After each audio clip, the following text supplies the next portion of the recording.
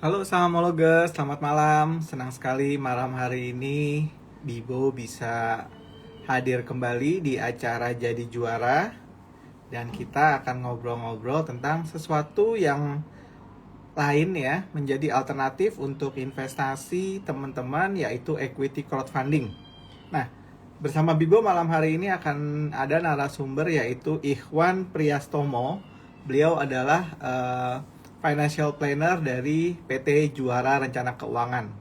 Yuk kita undang Ikhwan untuk ngobrol-ngobrol sama Bibo malam hari ini tentang equity crowdfunding ya. Oke. Nah, nanti kita ngobrol-ngobrol apa sih equity crowdfunding, terus apa bedanya dengan perdagangan saham yang ada di bursa, lalu apa untung ruginya kita berinvestasi di equity crowdfunding. Halo Iwan, Halo, Assalamualaikum, apa kabar? Waalaikumsalam Bibo. Baik, apa kabar Bibo? Sehat, senang sekali nih Kedengaran malam hari ini saya jelas ya? bisa bisa ngobrol bareng Iwan tentang equity crowdfunding ya. Nah, mungkin kan di Indonesia nih equity crowdfunding ini baru ada mungkin sekitar 3 tahun belakangan ya, dan banyak sekali orang-orang mungkin yang belum aware tentang equity crowdfunding ini. Bahkan Bibo sendiri baru explore investasi di equity crowdfunding itu baru tahun lalu ya. Waktu itu mencoba menggunakan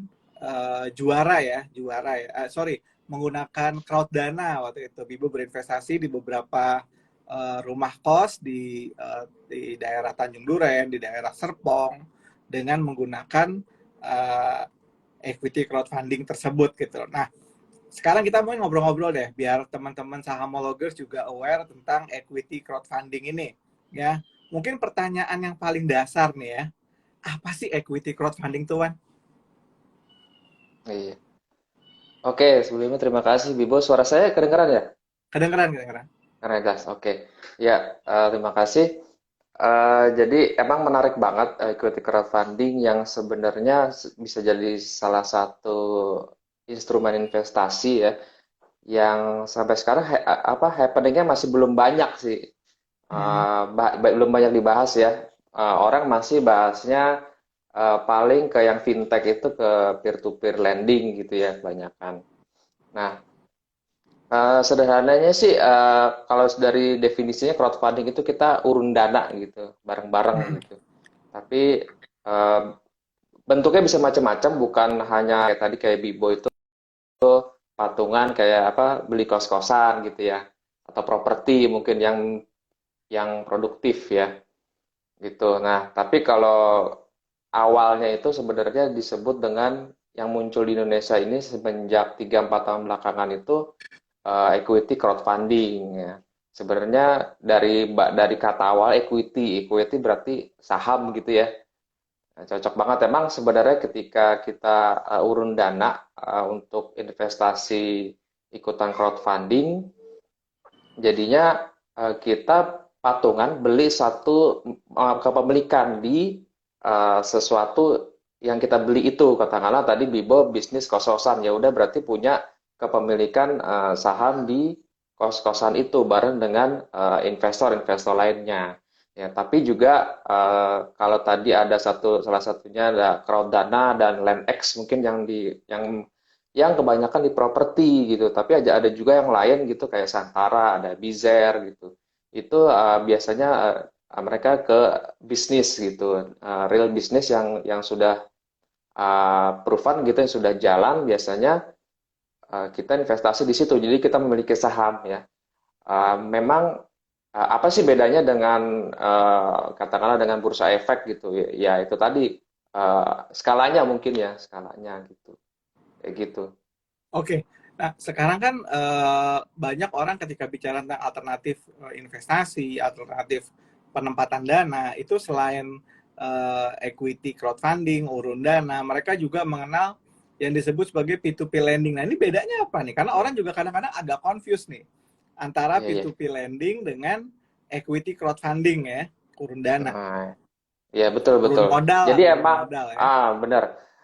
Ada sedikit irisan sebenarnya.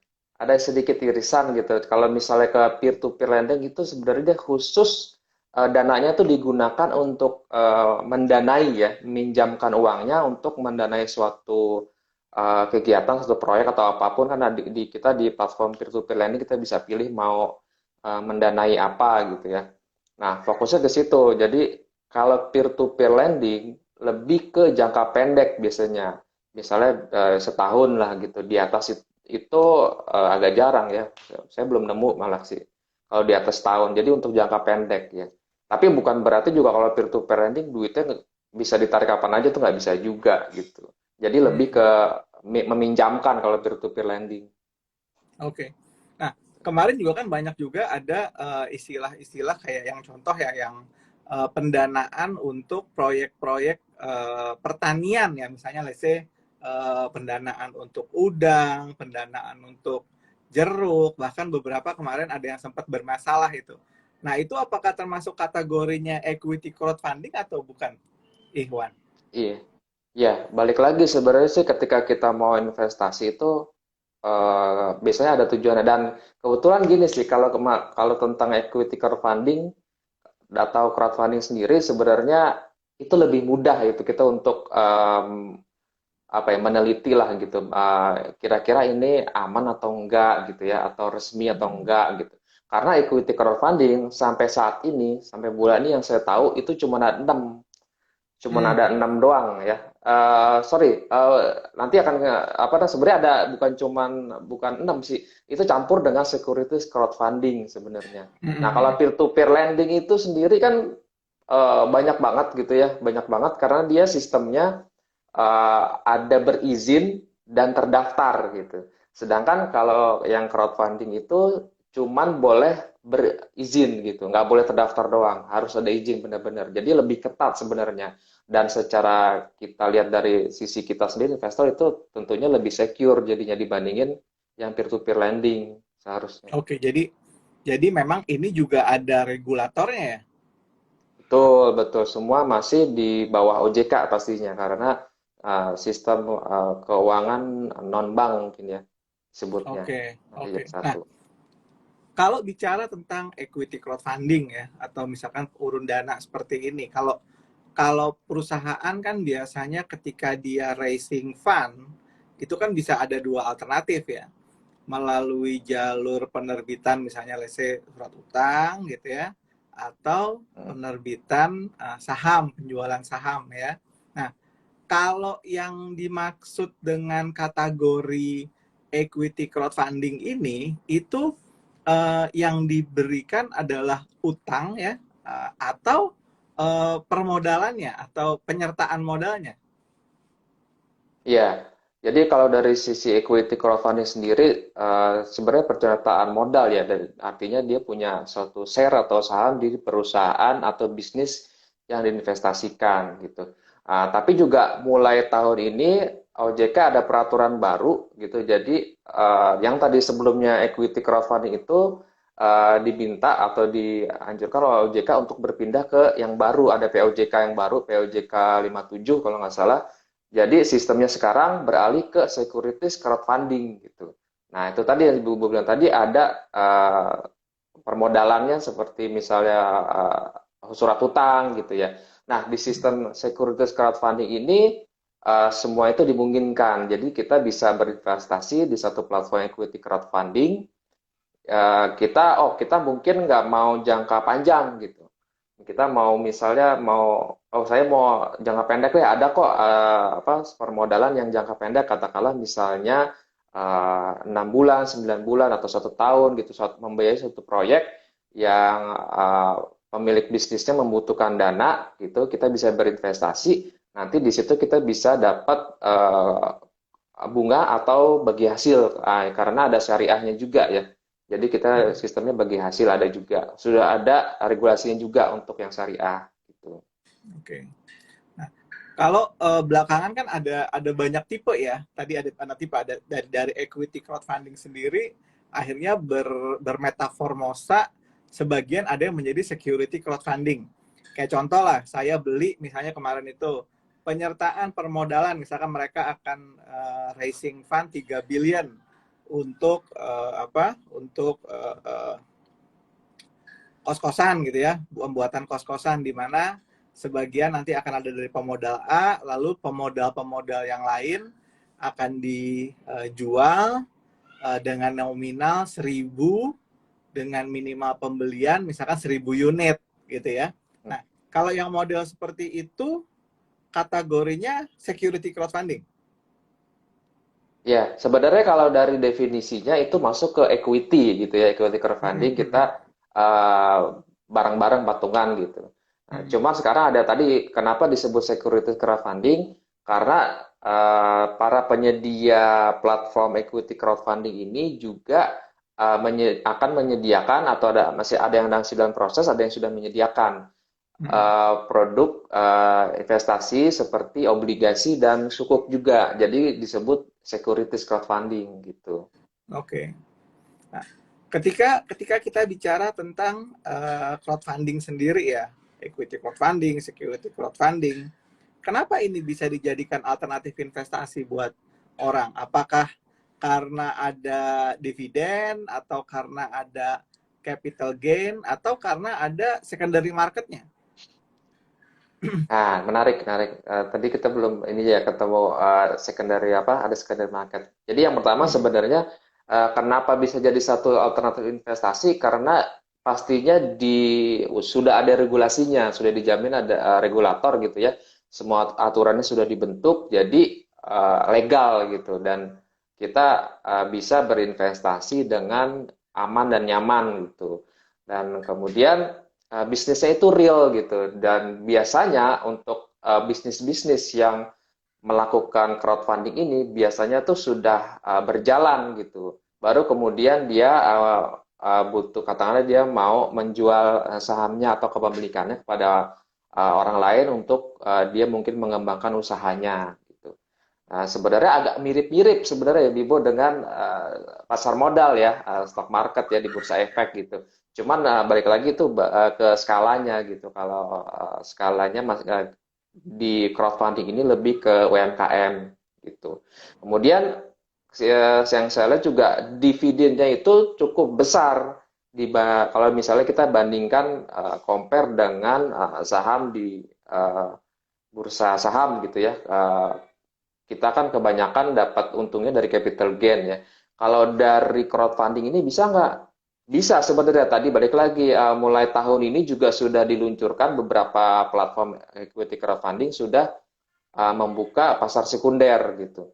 Jadi pemilik saham sebelumnya bisa menjual kepemilikannya atau sahamnya dia di pasar sekunder itu. Cuman tidak seperti pasar modal atau pasar saham, bursa saham yang bisa setiap hari jual beli gitu kan harganya volatil banget gitu. Nah, kalau di crowdfunding ini tidak dibuka setiap saat, mungkin sekitar 6 bulan sekali gitu dia berbuka gitu. Ya, ya benar itu. Kemarin gue juga ketika ikutan yang crowdfunding yang gue punya itu, dia membuka secondary marketnya setelah 1 tahun beroperasi ya. Ya, Kemudian betul. biasanya dibuka 6 bulan sekali gitu. Jadi pemilik modal lama bisa menawarkan sahamnya atau yang hendak berinvestasi di apa namanya di project tersebut atau perusahaan tersebut itu bisa membeli di situ gitu loh. Dan aku lihat juga apa ya kenaikannya dia udah mungkin karena diatur sama dia itu sekitar 10% sih tahun pertama gitu loh.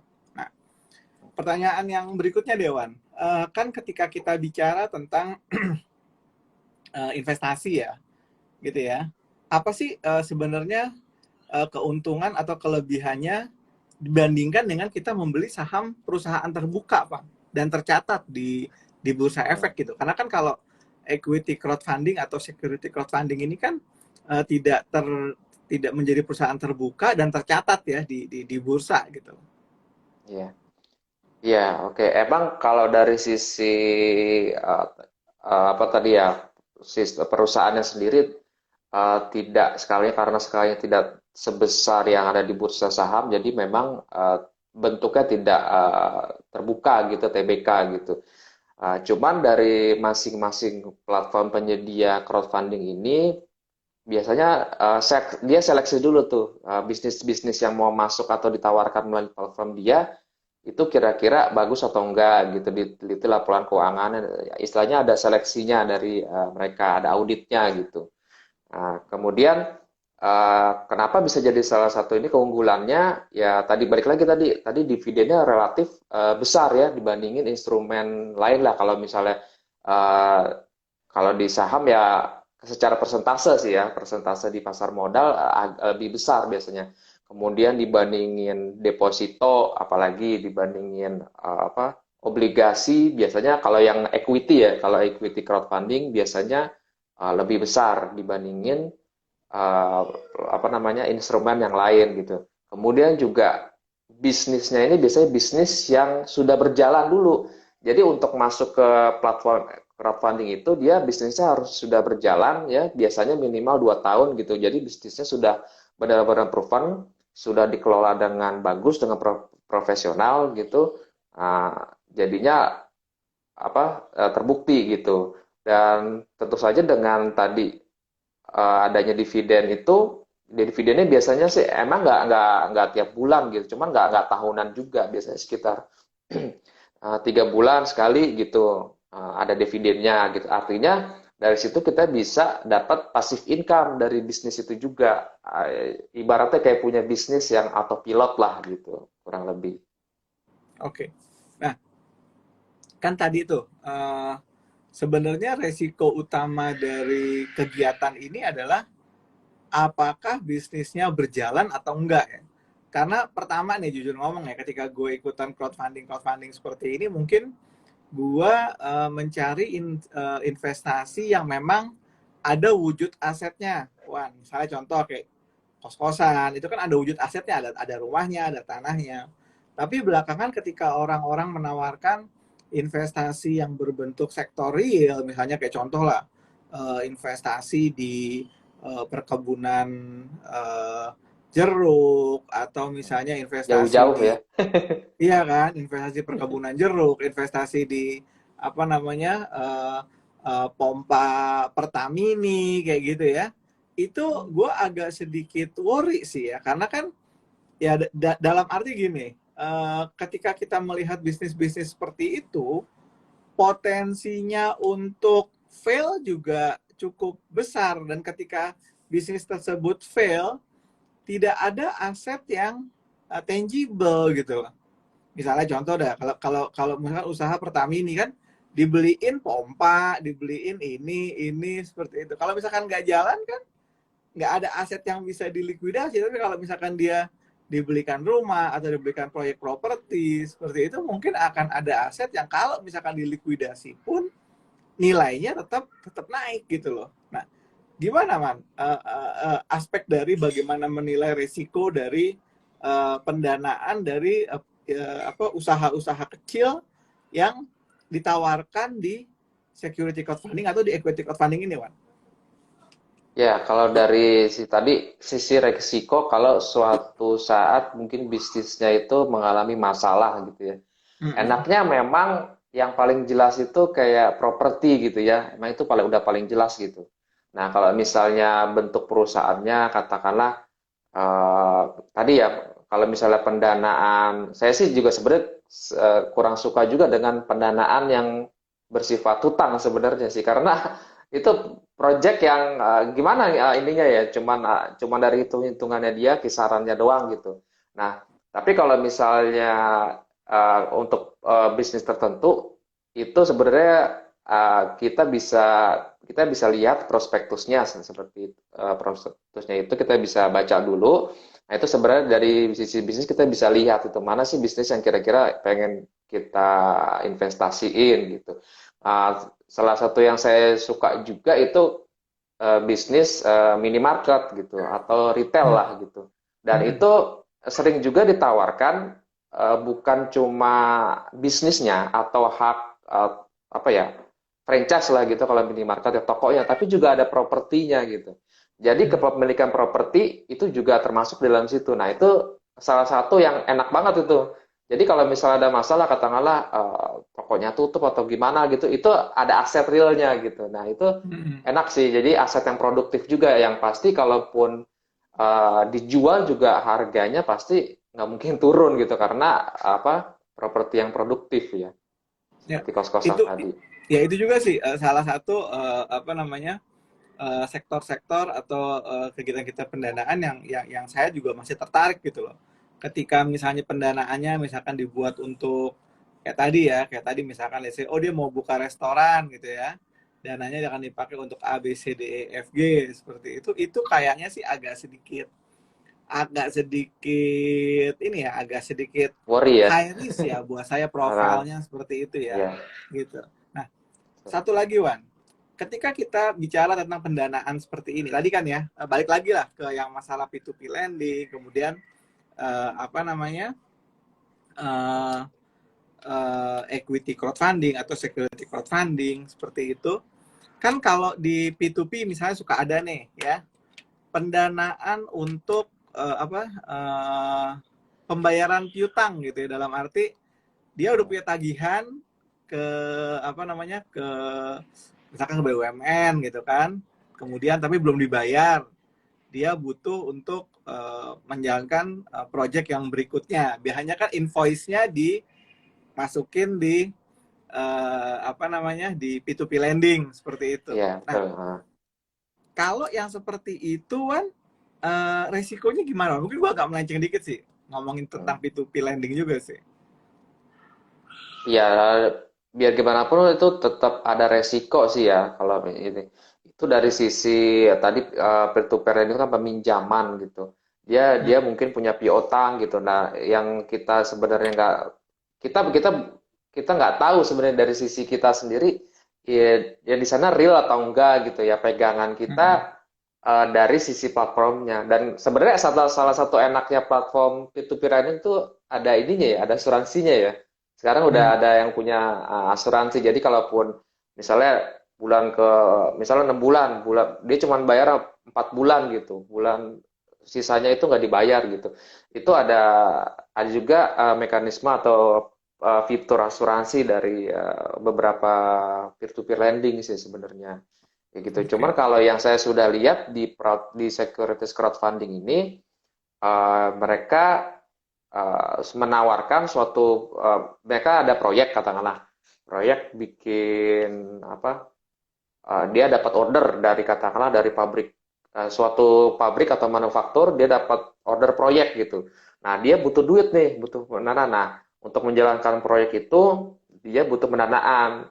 Nah ada juga dia jadi menerbitkan surat utang seperti obligasi atau sukuk di dalam platform crowdfunding itu sendiri gitu. Oke.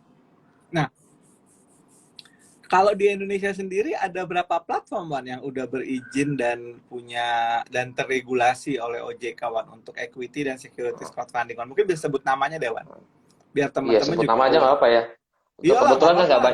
nggak banyak juga soalnya. Hmm. Jadi ya itu tadi supaya ketika kita dengar yang selain nama ini mungkin jadi tahu, wah ini emang benar apa nih gitu ya.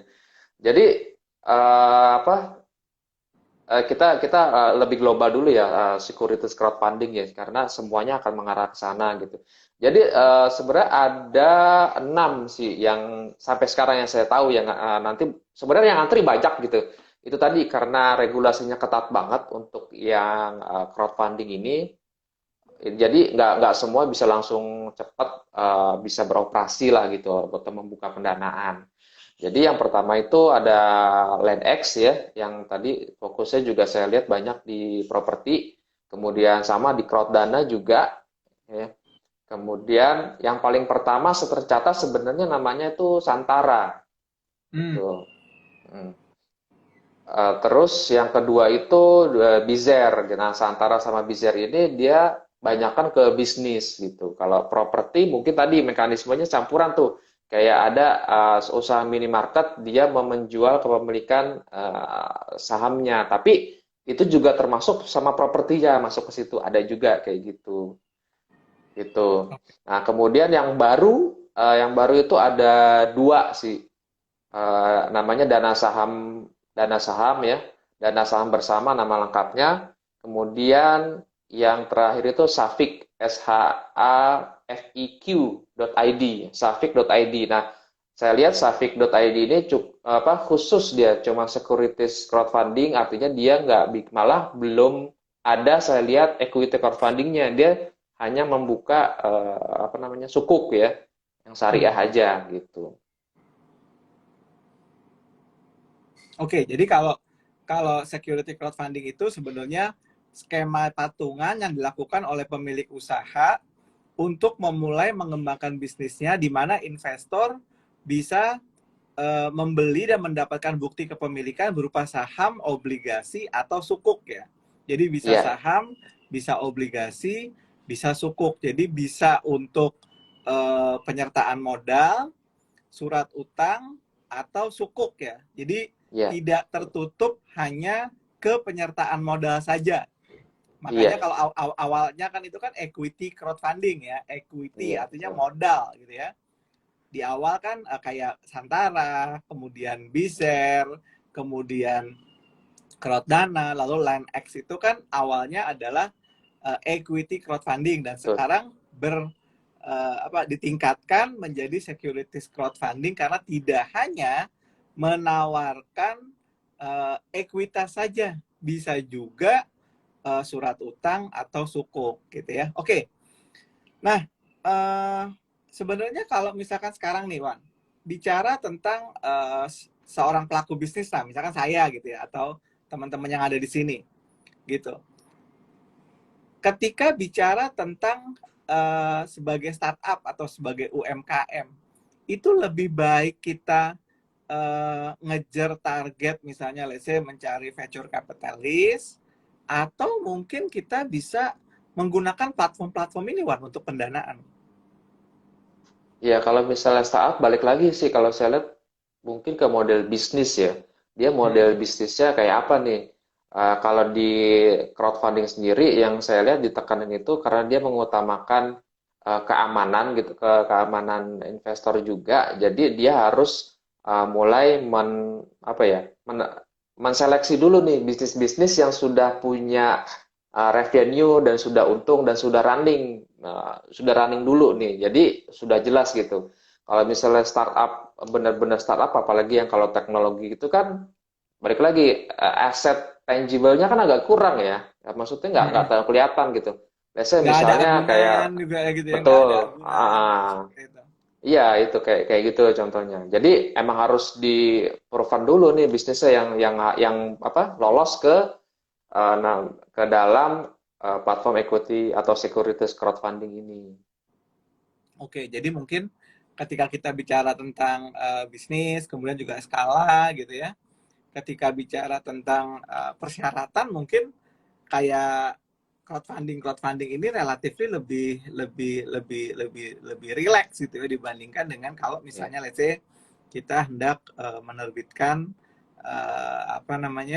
pendanaan atau minta pendanaan lewat jalur-jalur yang lebih rigid gitu ya. Nah, kemudian kalau kita balikin lagi nih Wan, kita balikin lagi ya dari pengalaman karena kemarin itu juga baca-baca di Twitter juga ya banyak sekali suara-suara sumbang sih Wan tentang crowdfunding ini sih ya beberapa sih aku baca gitu ada beberapa suara sumbang gitu ya misalnya ya semua sih mengetahui ya pandemi ini memang membuat beberapa bisnis itu scale back gitu ya beberapa project juga tertunda kemudian juga beberapa kegiatan juga mengalami mengalami uh, evaluasi seperti itu. Nah, apakah prospeknya setelah pandemi bisnis di crowdfunding atau investasi di crowdfunding ini makin menjanjikan, Wan? Ya, saya lihat ini ke depannya pasti akan berkembang lebih besar, lebih banyak ya. Karena ya pastinya tadi kemarin itu bisnis banyak yang turun, apalagi kalau misalnya ada bisnis yang di platform crowdfunding ini itu bisnisnya erat banget dengan apa ya regulasi lah katakanlah misalnya dibuka di mall gitu atau restoran gitu. Itu kan banyak juga tuh di platform crowdfunding itu bisnis-bisnis yang seperti itu. Nah, itu pasti kena koreksi juga sih. Cuman dari view tahun ini sampai ke depannya itu saya lihat banyak positifnya. Apalagi yang ngantri mau apa sebagai apa platform equity crowd atau securities crowdfunding ini yang ngantri tuh banyak pengen apa buka juga gitu. Oke. Nah, Saya juga kemarin tuh suka suka lihat tuh ada ketika musim pandemi ini banyak sekali yang apa ya, banyak sekali yang cuan gitu ya, punya pendanaan kemudian dapat hasil cukup bagus tuh dari proyek-proyek berbasis kesehatan ya. Suntik modal ventilator, suntik modal PCR, suntik modal segala macem lah. Nah, memang juga ketika kita melihat tawaran dari securities crowdfunding atau equity crowdfunding terhadap apa namanya perusahaan-perusahaan UMKM yang ada di situ, memang kita juga perlu melihat lebih detail prospek bisnisnya ya. Karena jangan sampai gini, bisnisnya misalnya let's say punya resiko yang terkait misalkan ada tadi ya resiko regulasi, kemudian misalkan let's say perusahaan peternakan gitu ya, resikonya pasti kan ada resiko misalnya let's say gagal gagal benih, gagal segala macam seperti itu. Nah, itu Bisa harus kena hama dipahami gitu ya. gitu ya. Karena jangan jangan jangan disamakan misalnya bisnis ini dengan sesuatu yang kayak kita naruh deposito atau kita naruh obligasi di mana memang sudah dijaminkan nilai keuntungan atau returnnya gitu ya. Kalau misalnya investasi yang sifatnya bagi hasil atau dividen yield seperti itu, memang sangat tergantung dari seberapa untung usaha yang kita danai. Nah, ini mungkin yang banyak orang nggak paham sehingga ketika mereka berinvestasi di crowdfunding seperti ini, ekspektasinya adalah dia bisa mendapatkan sesuatu yang fix gitu ya, sesuatu yang fix Betul. gitu. Bisnisnya mau hidup mau enggak, pokoknya orang itu bayarlah ke gua 15% setahun gitu kan. Nah, hal ini mungkin yang perlu edukasi, Wan, menurut Betul, gue betul. sih. Gitu Betul, ya, karena perlu pemahaman yang lebih perlu ini pemahaman, dalam. karena orang Indonesia ketika dibilang ada investasi, mereka asumsinya itu mungkin seperti kayak deposito, nggak ada resiko, kemudian dapat Ya, dapat dibayarkan tiap bulan, kemudian juga mau mau jungkir balik, mau nyungsep juga yang punya project atau yang punya usaha juga ya yuk, yuk harus bayar. Jadi kayak kayak ngutangin gitu iya. kan, kayak Ah, ngutangin. Nah, juga orang banyak juga tadi yang bertanya nih, apakah equity crowdfunding itu sama Wan sama reksadana Wan? hmm. Iya, kalau dari ini jelas beda sih, karena kalau reksadana Hmm. itu kan dari kumpulan dana ya, sebenarnya kumpulan dana yang dari banyak investor diinvestasikan ke suatu instrumen gitu. Nah, instrumennya sendiri kalau reksadana ya pasti bukan di bisnis langsung gitu. Biasanya Hmm. di instrumen-instrumen investasi yang sudah ada, misalnya seperti ya saham sendiri, ada obligasi juga, ada deposito juga gitu. Sebenarnya Tuh, agak beda sih. jadi teman-teman, jadi reksadana itu bukan equity crowdfunding ya. Memang sifatnya adalah kelolaan dana kolektif, tapi dananya tidak diinvestasikan atau tidak dimasukkan ke dalam sektor-sektor bisnis ya, tetapi Betul. dimasukkan ke dalam instrumen-instrumen keuangan, bisa ke dalam bentuk saham, obligasi, kemudian surat berharga negara, ya, dan tidak dimasukkan ke dalam sebuah bisnis atau sebuah usaha, ya. Ya. Jadi teman-teman tadi yang bertanya tuh ini ada nggak equity crowdfunding reksadana equity, nggak ada gitu loh. Reksadana ya reksadana, ada reksadana pendapatan tetap, reksadana campuran, reksadana pasar uang, sama reksadana saham. Tidak ada reksadana equity crowdfunding, nggak ada. Ya, jadi tadi Ya. pertanyaan seperti itu udah terjawab ya teman-teman ya. Jadi beda ya, Ya. reksadana itu bukan equity crowdfunding.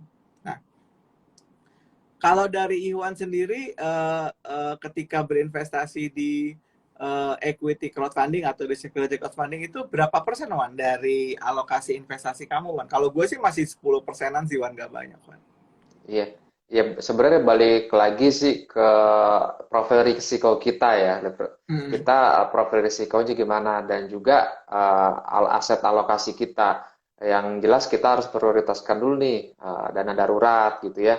uang sehari-hari gitu kan. Itu harus aman dulu tuh sebelum kita mikirin investasi di apalagi di crowdfunding gitu. Karena duitnya ini nggak liquid gitu. Kalau di reksadana masih bisa kita katakanlah sebagian dari dana darurat kita taruh di reksadana gitu, reksadana pasar uang katakanlah.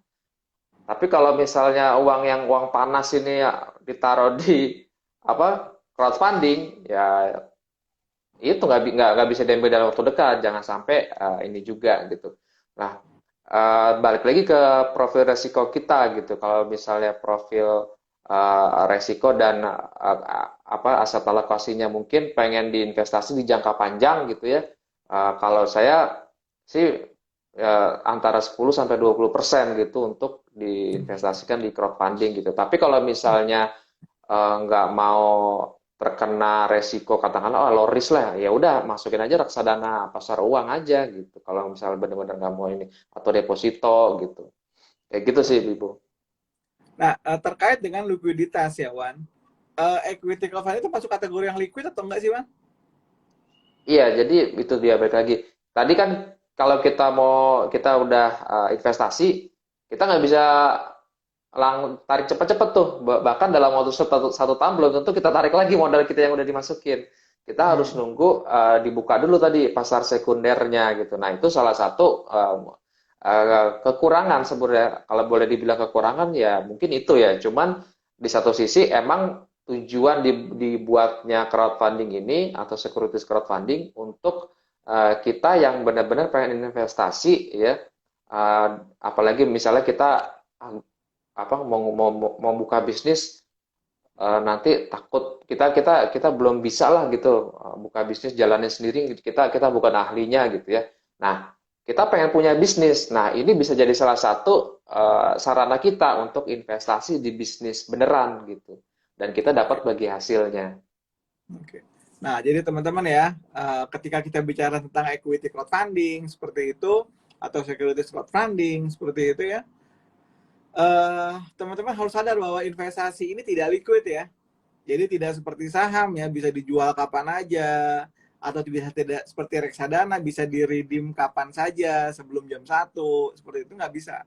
Karena ada periode tunggu ya, periode tunggu untuk apa namanya bisnisnya berjalan, sama periode tunggu untuk menunggu sampai secondary marketnya dibuka ya. Jadi nggak bisa misalnya let's say apa berharap misalnya let's say oh hari ini masukin 10 juta kemudian 2 hari kemudian butuh duit ditarik lagi tuh nggak bisa teman-teman ya karena saya banyak tuh menemukan beberapa apa ya beberapa orang gitu ya ketika mereka berinvestasi di sini di equity crowdfunding atau security crowdfunding seperti itu they expect gitu loh ya wah ini gimana nih gue mau cabut aja sekarang itu nah itu nggak bisa kalau saham masih bisa ya lu bisa cut loss gitu ya Iya. kalau equity crowdfunding itu kalian nggak bisa cut loss anytime makanya memang tadi seperti yang disampaikan oleh Ikhwan ya kalian misalnya tertarik untuk memiliki usaha lele gitu ya atau usaha pembudidayaan ikan patin tetapi kalian nggak tahu ya cara mengolah ikan patin tersebut mengolah ikan patin tersebut atau misalnya let's say kalau itu butuh tanah luas butuh butuh expertise tertentu dari sisi perikanan gitu ya sehingga kalian akhirnya berinvestasi di usaha atau UMKM yang memang fokus di pembudidayaan ikan patin tersebut ya kayak saya gitu kan mau bikin kos-kosan 4 miliar udahlah saya pengen pengen punya kos-kosan juga tapi saya tidak tidak punya gitu loh upfront investment 3 billion untuk beli rumah gitu makanya saya berinvestasi melalui tadi ya kayak LandX, Crowdana dan lain-lain sehingga saya tetap ya be part of kepemilikan kos tapi parsial gitu ya.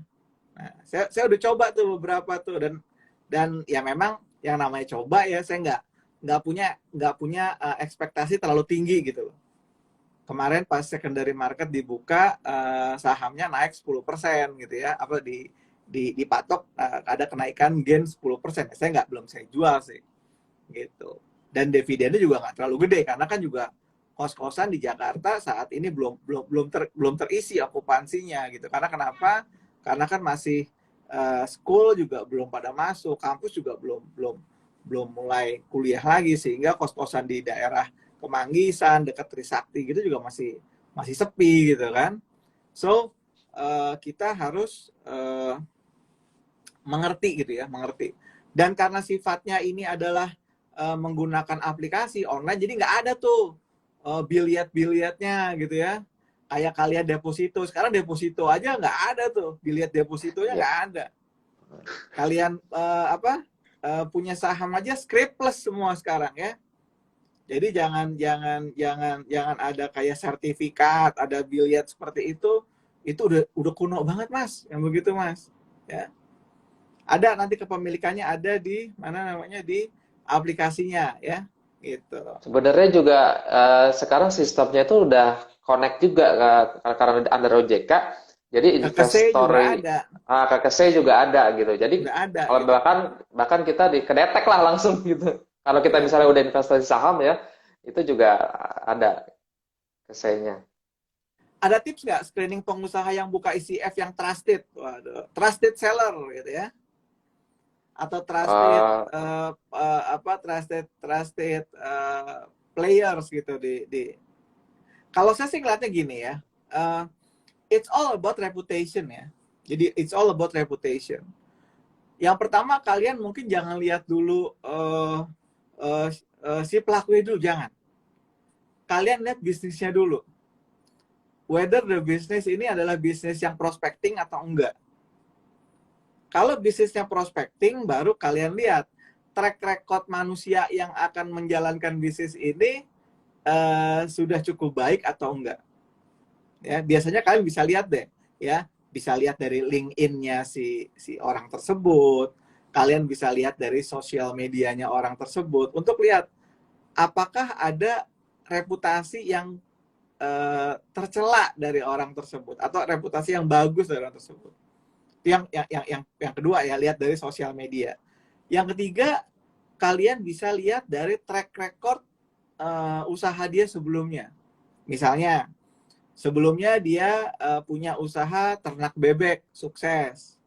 Kemudian dia akhirnya nawarin ternak kambing. Harusnya kalau teman-teman ngelihat bahwa orang tersebut sudah punya capability untuk doing business di satu area, ya, dan cukup bagus, itu kalian bisa lakukan sebagai sebuah benchmark bahwa ini orang pasti kalau doing business lagi dengan hal yang sama tapi beda animal mungkin ya, itu pasti bisa sukses. Kalau saya sih gitu sih, ya. Saya lihat yang pertama, saya lihat bisnisnya dulu, ya, prospecting atau enggak. Terus saya lihat di sosial medianya orang tersebut, ya, atau kalian Google lah nama orang tersebut lah, ya. Dan yang ketiga, lihat track record apakah dia sebelumnya sudah punya Midas touch, ya, yang dia pegang jadi duit gitu loh. Kalau ceritanya yang dia pegang bangkrut, yang dia pegang busuk, terus dia buka lagi yang baru, saya sih nggak akan percaya sama orang kayak begitu sih. Bener nggak, Pan? betul betul betul ya. Saya juga ketika saya buka prospektus dari crowdfunding itu, misalnya ada bisnis yang lagi dibuka nih ya. Ketika lagi dilihat, ini perusahaan apa ya? Gitu. Saya teliti juga tuh semuanya. Cari namanya, perusahaannya bener apa enggak, lokasinya di mana gitu.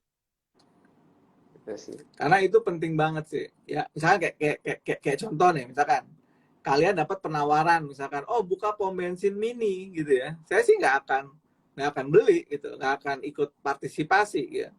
Hype-nya sekarang kan, wah, yang namanya energi baru udah terbarukan, Iya, bensin juga modelnya sekarang orang akan ke arahnya adalah arah ke electrified vehicle ya. Saya pasti nggak akan investasi begituan deh. iya Gitu. betul. Jadi look at the business dulu ya. Setelah itu baru kalian lihat sosial medianya si pengusaha tersebut, ya googling aja, lalu kalian cari itu, oh si orang ini pernah sukses di mana atau pernah gagal di mana, atau ceritanya gagal terus si orang itu. Kalau ceritanya gagal terus ya mending jangan investasi sama dia lah, cari yang lain aja, seperti itu ya. Oke Wan, thank you buat ngobrol-ngobrolnya malam hari ini Wan. Sangat bermanfaat sekali. Jadi buat sahamologers yang mau coba-coba untuk securities crowdfunding atau equity crowdfunding mungkin bisa mulai searching-searching ya, searching-searching ya. Kalian juga bisa tuh ngelihat yang di-spill di Twitter ya kan suka rame tuh ya. Kalau ada yang pengusaha-pengusaha yang terkategorikan misalnya let's say kurang kurang bagus lah, kurang bagus. Nah, mungkin itu bisa jadi red flag lah buat kalian supaya jangan investasi di bisnis yang dikelola oleh orang-orang tadi. Itu juga bisa salah satu cara gitu. Betul. Salah satu tipsnya juga legalitas ya. Kayak misalnya Mm-mm. teman-teman mau investasi di crowdfunding itu perhati lagi legalitasnya. Kita gampang kok Google misalnya satu perusahaan, bener nggak nih dia mengaku katanya nyantumin logo OJK gitu di websitenya, kita bisa cek juga langsung di website OJK gitu. Dan kebetulan juga kita tanggal 5 Desember rencananya mau bikin webinar juga untuk teman-teman yang mau tahu lebih dalam di apa untuk crowdfunding ini gitu. Tanggal 5 Desember.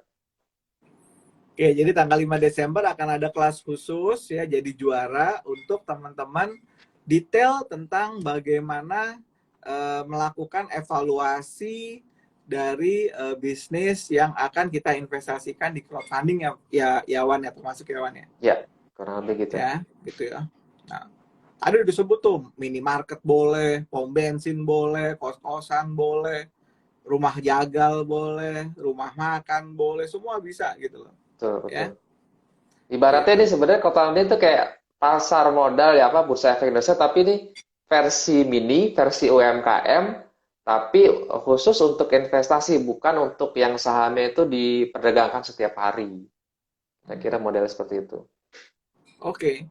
Buat Mas Muhammad Chandra Negara, next time kalau misalnya let's say apa namanya ikut ikut live gini ya, coba ya jangan jangan pakai caps lock semua gitu ya. Yang baca juga pedih gitu ngelihatnya ya. Tolong ya. Jadi etika dalam apa namanya mengikuti live ini coba dipahami gitu ya. Nggak tahu deh apakah handphonenya juga bermasalah gitu ya. Kalau bisa bertanya jangan menggunakan caps lock ya. Karena nanti ini kebetulan aja ya adminnya lagi baik gitu. Kalau misalkan adminnya di tempat lain mungkin udah langsung di kick ban and no refund. Oke, Ikhwan, thank you very much buat malam hari ini. Jangan lupa Oke, thank tanggal you 5 juga, Vivo. Desember nanti akan ada kelas jadi juara untuk equity crowdfunding bersama Ikhwan dan tim juara lainnya. Thank you. Assalamualaikum warahmatullahi wabarakatuh. Selamat malam Waalaikumsalam. dan sampai jumpa berikutnya. Ya, terima kasih, Bu. Ya. Oke, besok malam kita akan ngobrol-ngobrol tentang market Wall Street. Jadi teman-teman yang punya di apa namanya punya interest untuk belajar tentang market Wall Street, besok malam kita akan ngobrolin tentang prospek dari saham-saham uh, apa namanya saham-saham farmasi ya, saham-saham sektor kesehatan.